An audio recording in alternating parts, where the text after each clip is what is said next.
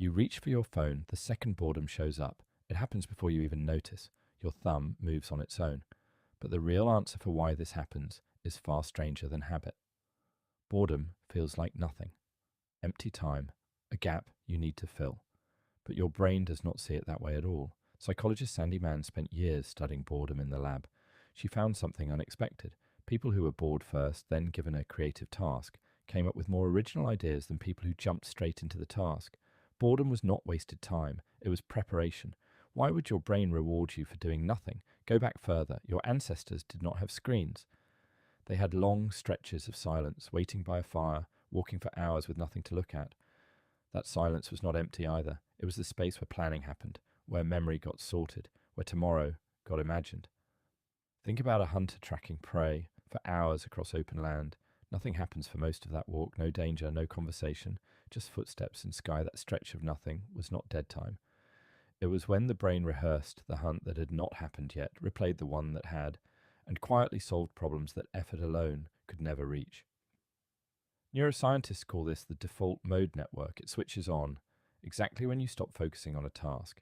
It is your brain's background process, and it never stops working. Researcher Erin Westgate at the University of Florida found that boredom is not the opposite of thinking. It is a signal. It tells you that what you are doing no longer holds meaning for your mind. It pushes you towards something better, something harder, something that matters more. That is the twist. Boredom is not a malfunction. It is a compass. Think about children before they had tablets to hand them. Left alone in a room, they invented games out of nothing. A cardboard box became a spaceship. A stick became a sword. That invention did not come despite the emptiness. It came because of it. Remove the emptiness, and the invention has nowhere to grow. But here is what changed. You almost never feel it anymore. The moment restlessness rises, a screen appears. Notifications arrive before the itch even finishes forming. You have built a world with 0 unfilled seconds.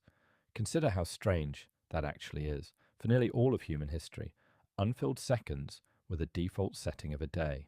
Now, they are the rarest thing you own. You have engineered scarcity out of the one resource your mind was built to use. John Eastwood, a psychologist who has studied boredom for over a decade, calls this a mismatch. Your mind still generates the signal, but you never let it finish its job. You interrupt it every single time. Think about the last time you stood in a line with nothing to do. Did you look around, or did you look down? Your ancestors' boredom led somewhere, a new idea, a new tool, a new path through the forest. Yours gets absorbed by a feed that gives you motion without direction. You feel busy, but you're not moving. Here is the part that should unsettle you a little. The most creative period of your life might be happening right now, in the 15 seconds before you unlock your phone, and you're skipping it. Every time. Some of the biggest ideas in history did not arrive during effort. They arrived during stillness, a walk, a shower, a quiet train ride. That is not a coincidence. That is your default mode network finally getting the chance to work undisturbed. Writers describe it constantly. The solution to a problem they had wrestled with for weeks arriving suddenly while doing dishes or staring out a train window, thinking about nothing at all. Their conscious mind had stepped aside.